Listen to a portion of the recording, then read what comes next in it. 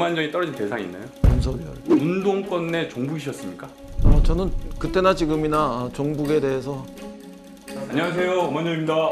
이쪽 앉으시면 됩니다. 최근에 5만정이 떨어진 대상이 있나요?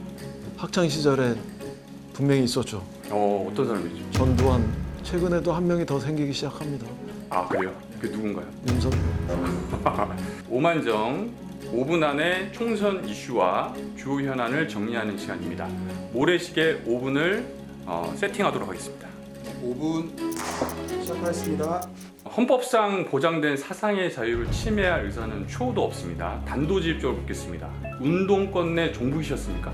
저는 그때나 지금이나 종북에 대해서 단호히 거부합니다. 친북이라는 표현은 좀 익숙합니다. 근데 친북은 두 가지죠. 하나는 평화 통일하기 위해서 북한과 좀 친해지자 이런 취지가 있고, 또 하나는 북한 편이다 이런 낙인이 있죠. 저는 평화 통일을 위해서 불가피하게 우리가 북한하고 친해지는 이런 길을 걸어갈 필요가 있다 이렇게 생각했지만, 대한민국 사람이 북한 편이다 이렇게 낙인되는 거에 대해서는 그때나 지금이나 잘못된 그 규정이다 이렇게 생각하고, 그런 의미에서 종북이다 이런 것들은 저는 아니다 이렇게 분명히 말씀드립니다. 근데 시대에 따라 좀 다르지만 친북 또한 좀 부정적 의미가 강하지 않나요? 특히 최근에. 평화 통일을 해야 한다 이런 그 신념을 버리지 않는 한 속으로 마음이 밉건 곱건 어떤 것이건 간에 겉으로는 북적하고 가까워질 수 있는 길을 자꾸 걸어가야 된다 이렇게 생각합니다. 그런 의미에서는 우리가 그 친북 이렇게 표현되는 것들을 좀 가려서 북한 편이다, 북을 추종한다, 이런 종북이다 이런 거는 우리가 아닌 그런 의미로 사용해야 한다고 생각합니다. 전대협 1기 의장이셨는데 최근에 이제 이른바 586의 용태론이 나옵니다. 정치를 그만두실 고민을 하신 적 있나요? 언제든지 그만둘 수 있다 이렇게 하면서 시작도 했습니다. 정치할 가치가 이제는 없다 이렇게 하면 누가 붙잡아도 돌아가야 한다 이런 것이 제 일관된 생각입니다. 근데 결국 공천인 것 같아요. 한쪽 연세들이 이제 막 제도권 정치에 이제 막 발을 디디려고 하니 자리가 없어서 선배들이 좀 물러나셔야 되지 않겠냐 이런 취지 아닐까요?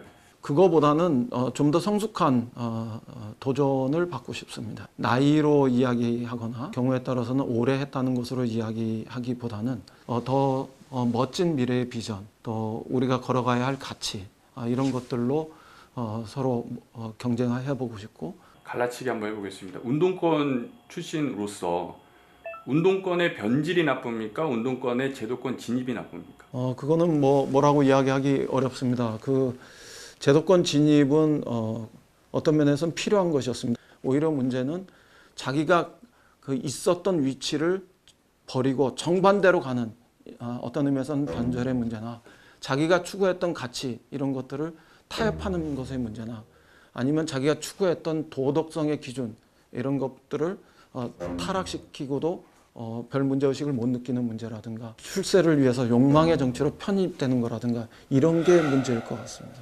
한동훈 위원장이 그런 얘기를 했습니다. 운동권 정치인들에게는 마음의 빚을 진 게 없는데 청년들에게는 미안한 마음이 있다. 어떤 의미일까요? 잘 모르겠습니다.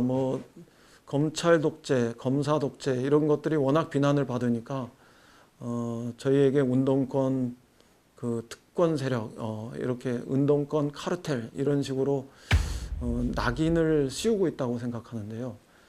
저는 그 당시 제 일감은 솔직히 전두환 군사 정권이 민주화 운동 세력을 좌경 용공, 빨갱이로 몰았던 것과 똑같은 행위를 한동훈 위원장이나 윤석열 대통령이 하고 있다 이런 생각을 했습니다. 저는 한동훈 위원장 같은 분한테 미안한 마음을 요구할 마음이 요만큼도 없습니다. 한동훈 위원장 같은 분한테 무슨 미안한 마음을 갖게 하려고 민주화 운동을 한 것도 아니고 지금까지 그런 대가를 부하기 위해서 살아오지도 않았습니다. 5분 끝났습니다. 5분 끝났지만 질문은 계속됩니다. 그 젊은이들은 항상 싸가지가 없다. 옛날 로마 시대에도 기록이 있다는 식으로 얘기하는데 결국 이제 젊은이들이 변화를 만들잖아요. 좀 꼰대처럼 보일 때가 있었나요? 젊은이들이 하는 이야기가 싸가지 없다 이렇게 이야기하는 순간 우리 미래는 없습니다. 설사 마음속에서 다 수긍을 못하더라도 먼저 들어줄 수 있는 것이 저는 기성 세대여야 된다고 생각합니다.